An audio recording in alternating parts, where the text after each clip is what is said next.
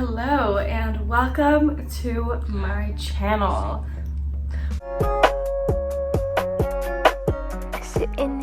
My name is Caroline. I am 21. I currently reside in Miami, Florida, and this is my first booktube video. Yay! So, welcome. A little bit more about me. I love media, I love being gay, I love psychology and public health and sex education in particular, and I've always loved reading. However, during my high school years, I think I went through a pretty dry period. I think reading kind of became more of a hassle. I had much less time for things, but recently, earlier this year, I got a job at a bookstore that shall remain nameless, and that really catapulted me into reading like crazy. I love giving book recommendations. I love selling books even. I like just reading. I like talking about books, and so that's why I'm here. Today I wanted to, for my first book related video, do a review on books that revolve around women spiraling into somewhat of an insanity-esque state. I've realized that this is a motif among the books that I decide to read as a human. A lot of the books that I read include a woman going into a state of psychosis, of a state of losing reality, and first of all, relatable. Second of all, it's just a thing. I don't know. I think a lot of contemporary literature, fiction kind of revolves around this trope, and I'm here for it. So this is my bookshelf. I'm just going to be pulling off titles that relate to that trope, that motif, and I hope that you enjoy. So without further ado, let's talk about some books about Mad Women, Taylor Swift. Before I begin, I also just want to clarify that what I mean by women going insane is not because, oh, these women are crazy, oh, these women blah blah blah, and it's not an ableist lens, because first of all, I have various mental illnesses and I also, I just relate to a lot of these characters, especially under the lens of misogyny being the sole drivers for why all of these characters are delving into a more insanity-like state. So I just wanted to disclaim that. The reason I'm choosing these books is because it's way less so, or not at all, about the women going crazy and ostracizing the characters for that. Rather, they're all takes on misogyny and the detrimental effects it has on the female psyche, and the way that women are incessantly gaslit and made to feel crazy when really they're just responding to the way that they're systemically being treated. So just wanted to get that out of the way. The reason I love all of these books is because they're commenting on misogyny and validating these women's struggles because they are deteriorating due to the effects of the patriarchy. So that's why I'm doing this video, because it's important to have these stories and also to watch these through a lens of feminism and realize what is actually going on in these books, and that these women aren't in fact crazy. Also, even if they were, that's just, I don't know. Yeah. Okay, I'm gonna talk about this one first, because I haven't seen enough people talk about it, and this read really stuck with me. So this is Mrs. March by Virginia Fato, and this book I actually got as an ARC from my job, and it was just sitting upstairs in our break room and no one grabbed it. And I was like, guys, this is so interesting. At first, I was a little apprehensive about grabbing it because I was like, okay, so it's about this old married couple and supposedly it's a Hitchcockian thriller, so what is this gonna do? And I don't know, it kind of sat on my shelf for a while, and then I went on Goodreads to poll the people, and I realized that I was down to read it, and I knew that if I didn't choose to read it right then, I might not read it for a while because my TBR list is insanely long. So I picked it up, and immediately we were drawn into the world of Mrs. March, whose first name is not revealed until the last page of the book, and it's really well colored with just a depiction of deep-seated anxiety, deep-seated unresolved trauma, which is also a motif of many of these books I'm going to be talking about. I feel as though it was really well done. Like, we suddenly kind of start to care for Mrs. March while simultaneously being kind of annoyed at her in a way, and I just feel like the writing was very vulnerable, very intimate, but in a way that was also somewhat like critical, and rightfully so. And I think I was kind of trying to bust through this book because I don't know, as I said, if I hadn't read it right then, I would have never finished it, or would have never maybe finished it for a while. So I was trying to get through it, and when I finished it, I was like, damn, it's sticking with me. And it kind of stuck with me for a while, and I don't know, I haven't seen much buzz about this book at my store. Not that many people have purchased it. I even wrote like a little placard card convincing people to read it because, I don't know, I just think it's well done. I don't know, she's giving boss babe, am I right? She's giving boss babe. So that's that first recommendation. Kim Jiyoung, born 1982, by Cho Namju.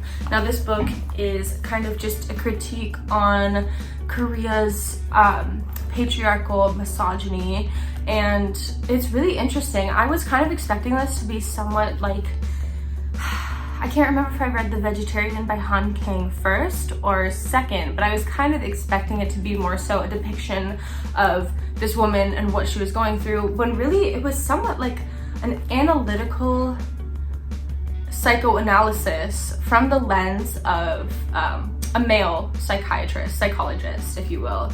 And it was very interesting. It kept having footnotes about the status of misogyny and basically just gender violence and sexism in Korea in general. I was kind of wanting this to be a book more so about the narrative and Kim Jiyoung's, I guess, firsthand devolution into a state of unwellness, but I think that for what it is, it did a really good job in just painting the picture of how deep-seated and how problematic sexism is in all nations, in all nations. And I just thought it was a cool, quick read, and it was good. The next couple I want to talk about, I don't have the physical copies with me right now because my girlfriend is borrowing them, but as I said, The Vegetarian by Han Kang is a really interesting take on obsession and also the objectification of a woman's body. It revolves around the main character kind of losing her marbles a little bit, and then it delves into the perspectives of her husband, her brother-in-law, and then her sister, respectively. All three of them not quite grasping what's going on, all three of them kind of mistreating her, and her brother-in-law in particular completely objectifying her and becoming obsessed with her. And it was kind of disturbing in a lot of ways, really curt in the way it was written. It kind of reminded me of like a Junji Ito story because a lot of his tropes revolve around obsession as well, and I feel like he would do a really good graphic novel adaptation of it, but that's just me. So yeah, that was a take. Interesting read. If you read it, let me know how you feel. Next book is one that is very near and dear to my heart, and that is The Haunting of Hill House by Shirley Jackson. And this is currently one of my special interests, Haunting of Hill House, both the Netflix series and the book itself. And when I went to horror nights at Universal, I also loved the haunted house, and I just fell headfirst into this franchise of sorts. And also we stand Shirley Jackson. So this book revolves around 4 people, but specifically Eleanor, who is a woman who is one of the 4 basically brought to this haunted house, Hill House, to pretty much examine its supernatural activity over the course of a summer. And Eleanor is pretty vulnerable, has not healed from the trauma of losing her mother, has not really had an independent life or social life or identity outside of being a caregiver for her mother and being kind of cast aside by her sister for a very long time. So when she's given this right of being herself in Hill House and being one of the 4 people chosen or living in Hill House for the summer, it kind of changes her outlook on her life, her independence, and we see her psyche slowly be kind of picked apart by this house and also Jackson herself. and we see her obsessing and her emotions changing about the people around her, about her identity, and it's overall very fascinating, and also a lot of homoerotic tension between the two female protagonists, which of course I'm here for. So that's Haunting of Hill House. The next book I want to talk about, my girlfriend also is in possession of right now, and this is the Southern Book Club's Guide to Slaying Vampires by Grady Hendrix. This book I have a lot of thoughts on. It was one of my book club's picks a couple months ago, and there were some divisive takes. I feel like this book, of course it's written by a man, but I also feel like it is a pretty good work of showing how gaslit women can be when they're experiencing things in life.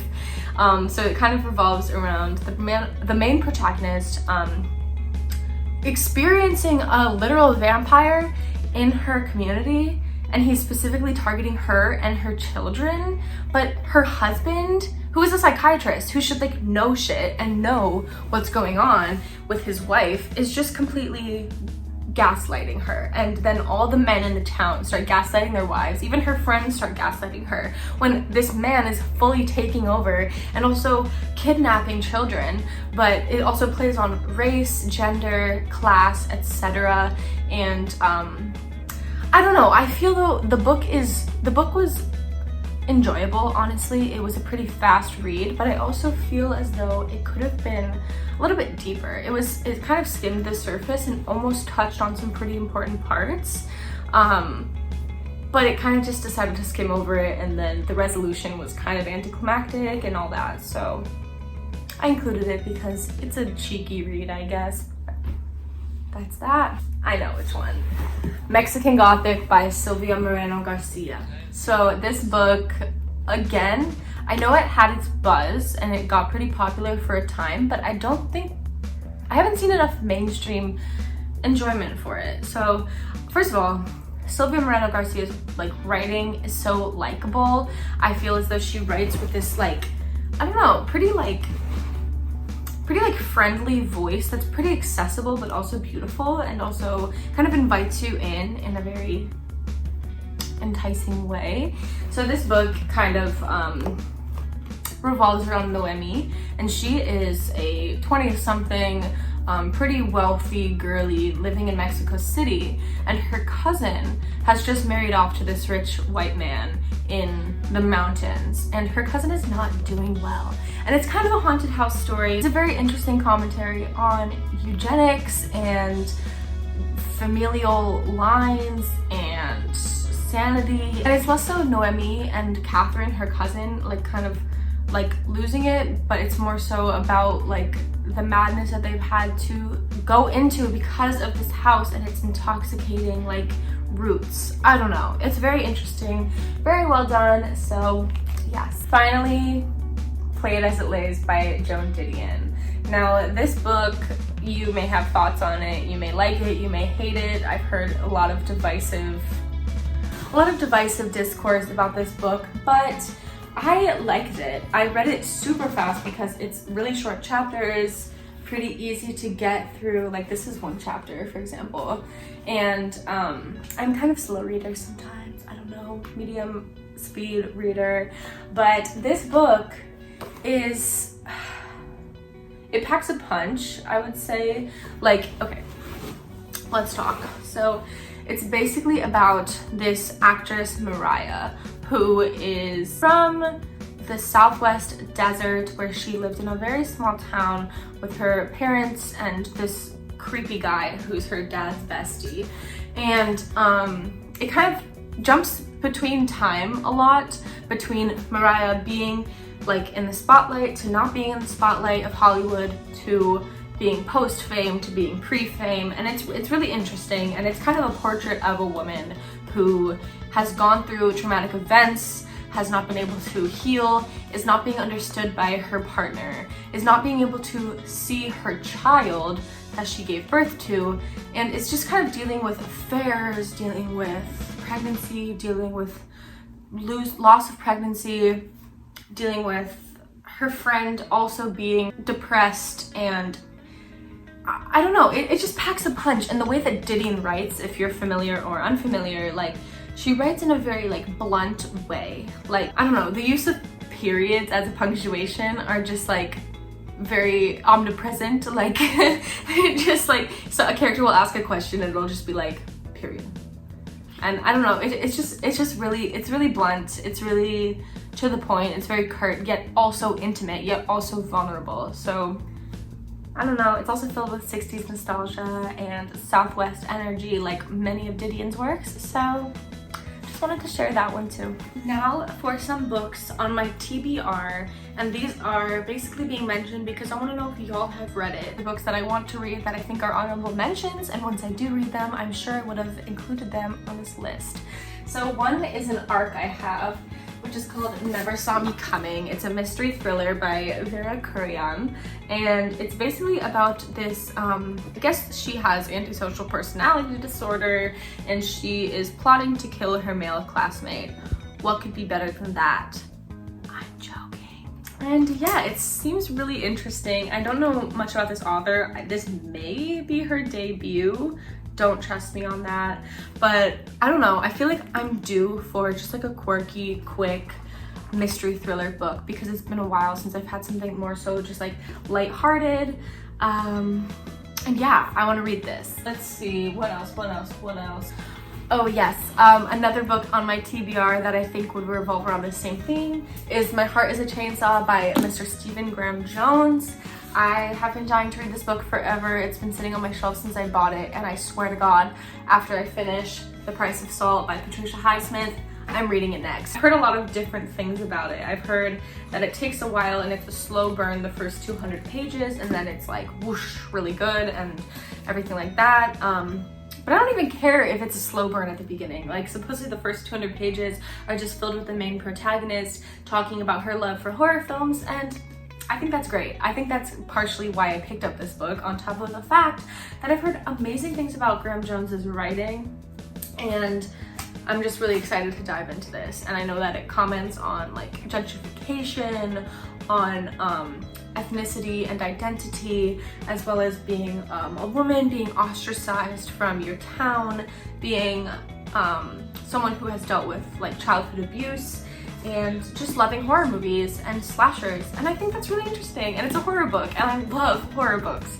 So that's on my TBR. Okay.